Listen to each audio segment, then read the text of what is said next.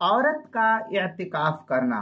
चुनांचे औरत अगर इत्तिकाफ करना चाहे तो अपने घर के किसी कमरे को जाए इत्तिकाफ बना सकती है। किसी भी कमरे में वो जहां उसको बेहतर हो वहां वो इत्तिकाफ कर सकती है।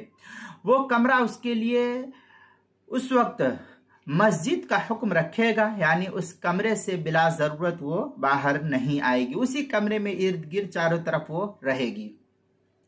चुनांचे फतावा आलमगीरिया में है, वलमरआ तातकिफु फी मस्जिद बैतिहा इज़ा इअतकफ फी मस्जिद बैतिहा फलतकुल बुका फी मस्जिद बैतिहा वगैरह जो है इबारत नकल की है।